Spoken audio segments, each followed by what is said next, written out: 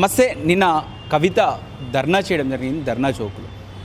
వీళ్ళు ఏదైతే బీసీ సంఘాలు ఢిల్లీలో చేసిన ధర్నాను తుఫేల్ ధర్నా అని చెప్పేసి కూడా మాట్లాడడం జరిగింది. దీనిపై మనతో మాట్లాడడానికి మానవతా రైతు గారు మనతో పడుతున్నారు. నమస్తే అన్న. నమస్తే. ఏమంటారన్నా, మీ ధర్నా తుఫేల్ ధర్నా అట, బీసీ సంఘాలు ఢిల్లీలో చేసిన ధర్నా తుఫేల్ ధర్నా అంటుంది, మీరేమంటారు? ఇప్పుడు చిత్తశుద్ధి లేకుండా శివపూజ చేసినా ఫలితం ఉండదు. బీసీల మీద ప్రేమ లేకుండా బీసీల మీద ప్రేమ ఉన్నట్టు నటిస్తే ఫలితం ఉండదు. నేను ఏమంటానంటే ఒకటే ప్రశ్న కవిత గారికి, బీసీలు అంటే మీకు ప్రేమ ఉంటే మీ పార్టీ అధ్యక్ష పదవి బీసీకి వేయండి. మమ్మల్ని మాపై వేలెత్తి చూపడానికి అవకాశం లేదు మీ కాంగ్రెస్ పార్టీ పైన. మా జాతీయ అధ్యక్షుడు ఒక దళితుడు మల్లికార్జున ఖర్గే, మా రాష్ట్ర అధ్యక్షుడు ఒక బీసీ గౌడ బిడ్డ మహేష్ కుమార్ గౌడు. మరి మీరు కనీసం అధ్యక్ష పదవి లేకపోతే అధ్యక్ష పదవి లేకపోతే కనీసం వర్కింగ్ ప్రెసిడెంట్ 4 సామాజిక వర్గాలకి ఇవ్వండి, ఒక ఎస్సీకి, ఒక మైనారిటీకి, ఒక బీసీకి ఇవ్వండి, ఇస్తారా? ఆ పదవులు ఇవ్వలేని వాళ్ళు అధికారంలో ఉన్నప్పుడు పూలే విగ్రహాన్ని అసెంబ్లీలో స్థాపించలేని వాళ్ళు ఇవాళ కూర్చొని ఉత్తుత్తి ఉద్యమాలు చేస్తే ఉండముతుడు చెప్పండి. ఉత్తుత్తి ఉద్యమాల వల్ల ప్రయోజనం లేదు. బీసీలు ఏం మిమ్మల్ని ప్రేమించరు. మీ యొక్క మోసం చేసే మోసకారి గుణం అనేది బయటపడింది. కాబట్టి అధికారంలో లేని ప్రేమ అధికారం పోయిన తర్వాత ఎందుకు వచ్చింది? బీసీలు గ్రహించరా? కాబట్టి ఈ తోడేళ్ళు ధర్నాలు చేస్తే బీసీలకు తెలవదా? మా తుఫేల్ ధర్నాయం ప్రజలు బీసీలు వచ్చాడు కూర్చున్నారు. బీసీల సంఘం కోసం పోరాడే నాయకులే వచ్చాడు ధర్నాలు చేశారు. మా ధర్నా కాదు అది, బీసీ సంఘం నాయకులు చేసిన ధర్నా. వాళ్ళ తుఫేల్ ధర్నా అయితే మీది తోడేళ్ల ధర్నా. అంటే అధికారం అవకాశం కోసం ఎదురు చూస్తున్నారు. అందుకంటే వాళ్ళు ఎప్పుడు పీల్చి పిప్పి చేద్దామా, వాళ్ళ పీక్కొని తిందామా అనేటువంటి చేసే ధర్నా తోడేళ్ల ధర్నా అంటారు. కాబట్టి ఇప్పటికి నేను అదే సవాల్ గాంధీ భవన్ నుంచి సవాల్ విసురుతున్నా, మీకు దమ్ముంటే బీఆర్ఎస్ పార్టీ నాయకులారా, బీసీల మీద మీకు ప్రేమ ఉంటే మీ పార్టీ అధ్యక్షుడిని, అధికారం లేదు కదా, అధికారం లేనప్పుడు కనీసం పెట్టండి, అధ్యక్షుడిని బీసీకి ఇవ్వండి, లేకపోతే వర్కింగ్ ప్రెసిడెంట్ అన్న బీసీలకి ఇవ్వండి.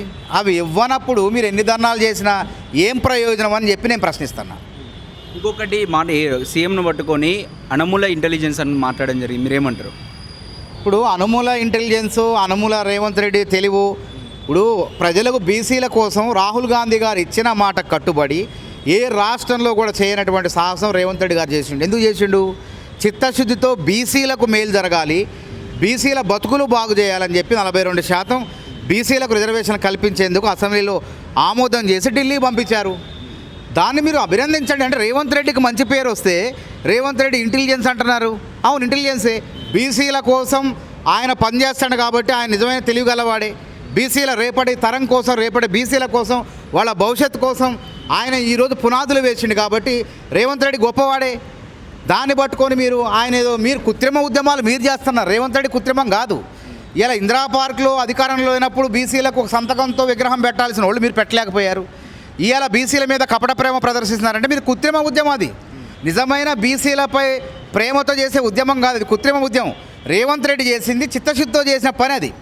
కాబట్టి రేపు బీసీల బిల్ అనేది పార్లమెంట్లో ఆమోదం కావాలా, 9వ షెడ్యూల్లో చేర్చాలంటే మీరు ఇట్లాంటి పిచ్చి పిచ్చి మాటలు మాట్లాడకుండా ప్రభుత్వానికి సహకరించండి. మీరు రాజ్యసభలో ఉన్నారు కదా ఎంపీలు, నరేంద్ర మోడీతో పోయి మాట్లాడి దీన్ని చట్టసభలో పార్లమెంట్లో ఆమోదించే విధంగా మీరు ప్రయత్నం చేయండి. అంతేగాని ఇష్టం వచ్చినట్టు రేవంత్ రెడ్డికి పేరు వస్తుంటే ఏదో ప్రాస బాగుంది కదా అని చెప్పి మాట్లాడితే మాత్రం ఇది మంచిది కాదు. బీసీలు మిమ్మల్ని క్షమించరు అని చెప్పి మిమ్మల్ని హెచ్చరిస్తున్నా. హెచ్సియు విషయంలో ఒక బీజేపీ ఎంపీ మళ్ళీ కాంగ్రెస్ నాయకులు కలిపే ప్లాన్ చేసి ఉమ్మడి సీఎంగా బీజేపీకి అటు కాంగ్రెస్కి ఉమ్మడి సీఎంగా రేవంత్ పనిచేస్తుండని చెప్పేసి కేటీఆర్ అంటుండు, మీరేమంటారు? ఇప్పుడు కేటీఆర్ ఇవన్నీ కూడా సన్నాసి మాటలు, వాటి పనికిమాల మాట్లాడరాయి. నిజంగా నువ్వు 400 ఎకరాలు నువ్వు ఉన్నప్పుడు నీరు గార్చే ప్రయత్నం చేసినావు. అదే రియల్ ఎస్టేట్ మాఫియాకు 400 ఎకరాలను కట్టబెట్టే ప్రయత్నం చేసినావు. బలమైన లాయర్లను కూడా వాదించకుండా అడ్డుపడ్డరు.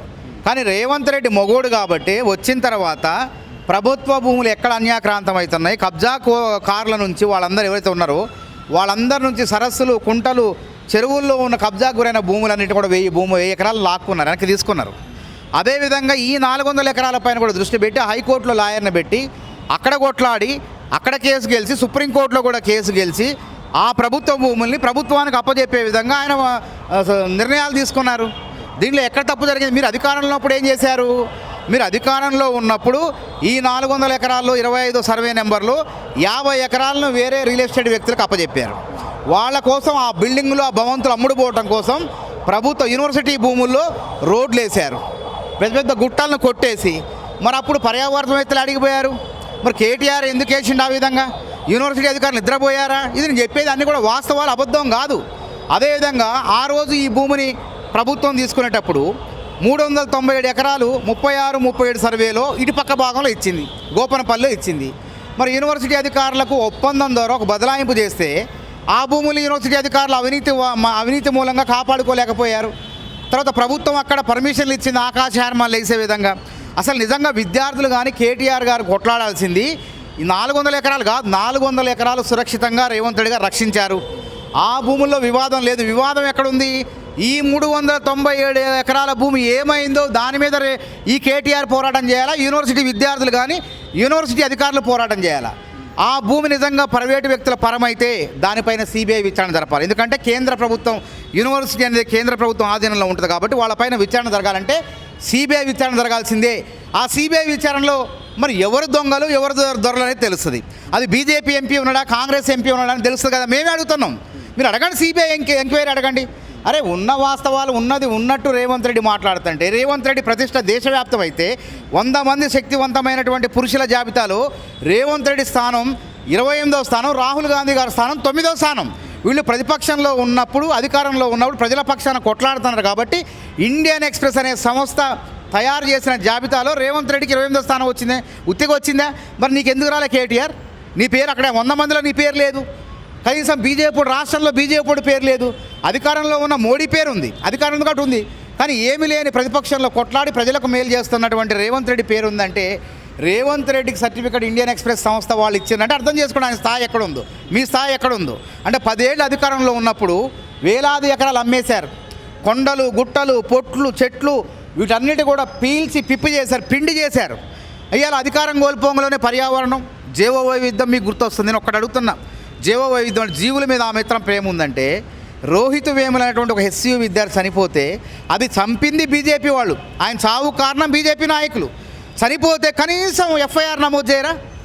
మీరు ఎఫ్ఐఆర్ నమోదు చేయని బీఆర్ఎస్ నాయకులు మీరు గతంలో ప్రభుత్వంలో ఉండి ఎఫ్ఐఆర్ నమోదు చేయలేదు అంటే, రోహిత్ వేముల చావు కారణమైన వాళ్ళు, రోహిత్ వేముల చనిపోతే ఎఫ్ఐఆర్ నమోదు చేయని బీఆర్ఎస్ నాయకులు కేటీఆర్ కూడా జీవ వైవిధ్యం గురించి మాట్లాడుతుంటే ఇంతకన్నా పాపం మరొకటి లేదు. కాబట్టి నేనేమంటానంటే, ఈ కుహునా కొంతమంది ఎవరైతే ఉన్నారో, అంటే ఫస్ట్ ఏమన్నారు, ఇది యూనివర్సిటీ భూములు అన్నారు. ఎప్పుడైతే ప్రభుత్వం ఆ భూముల యొక్క దస్త్రాలు కాగితాలు బయటపెట్టిన తర్వాత జీవ వైవిధ్యం పరిణామం అంటున్నారు. తప్పుడు వీడియోలు కృత్రిమ ఇచ్చినప్పుడు ఇవన్నీ గుర్తు రాలేదట్రా? అదే చంద్రబాబు నాయుడు ఇచ్చినప్పుడు వాళ్ళు లేరు, గుర్తు రాలేదు. చంద్రబాబు నాయుడు ఆయన కూడా ఏం చేసిండు, ఈ భూమిని తీసుకొని అవతల ఇచ్చేసిండు, నష్టమేం చేయలే.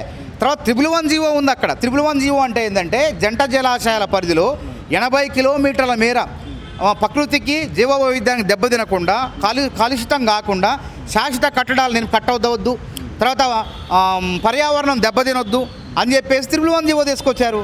మీరేం చేశారు? 2022లో ఇట్లనే బడాబాబులకు ఆ భూములు దోచిపెట్టేందుకు ప్రకృతి వైపు పర్యావరణం దెబ్బతినే విధంగా మీరు అనుమతులు ఇచ్చారు, ఆ భూములు అమ్మేశారు. 397 ఎకరాలు కూడా నాకు ఇప్పుడు అన్యాక్రాంతమైంది. కాబట్టి ఆ రోజు చంద్రబాబు నాయుడు చేసింది ఒక వందుకు మంచిదే, కానీ ఆ చంద్రబాబు టీడీపీ ప్రభుత్వం ఇచ్చిన జీవోని ఎత్తేసి అన్యాయం చేశారు జీవ వైవిధ్యానికి.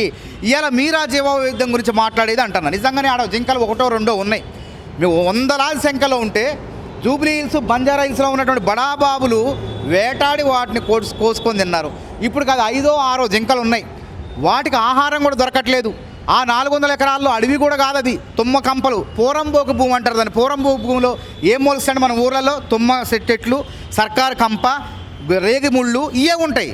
అవి జింకలకు ఆహారం సరిపోదు. ఆహారం సరిపోక ఏం చేస్తున్నాయి పాపం అంటే, ఈ కృత్రిమ ఉద్యమం చేశారు కదా మొన్న, కృత్రిమ జింకల అరుపులు, నెమళ్ళ అరుపులు, సింహాల రోదనలు, గజ ఏనుగుల గీంకారాలు కృత్రిమ మేధాతో సృష్టించి ప్రచారం చేశారు కదా. చాలామంది మేధావులు కూడా ఇప్పుడు 4 గరుచుకున్నారు. ఆ దియా మీర్జా కానీ చాలామంది బీజేపీ నాయకులు కూడా ఆ వీడియోలు డిలీట్ చేశారు.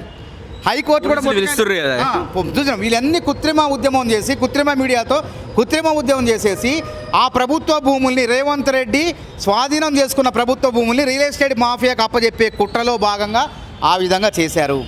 కాబట్టి నేనేమంటానంటే, వీళ్ళు ఉద్యమాలు చేయాల్సింది 397 ఎకరాల దగ్గర, కాబట్టి రేవంత్ రెడ్డి చేసినటువంటి పని సరైంది, ఆ ప్రభుత్వ భూముల్ని కాపాడుకోవడం జరిగింది. కాబట్టి మనం ఎవరైతే ప్రైవేటు వ్యక్తుల చేతిలో ఉన్నాయో ఆ యూనివర్సిటీ భూములు అందరం కూడా కాపాడుకుందాం. ఎస్సీ అధికారులు అవినీతి ఉన్నది ఇక్కడ, ఆ భూములు ఆ విధంగా కబ్జాకు గురవుతుంటే నిద్రపోయారా? అందుకే నేను ఏమన్నా సిబిఐ ఎంక్వైరీ చేయండి అంటున్నా, ఉత్తగంటలే సిబిఐ విచారణ జరిపితే అసలు దొంగలు ఎవరు దొరలు ఎవరు అనేది బయటపడుతుంది.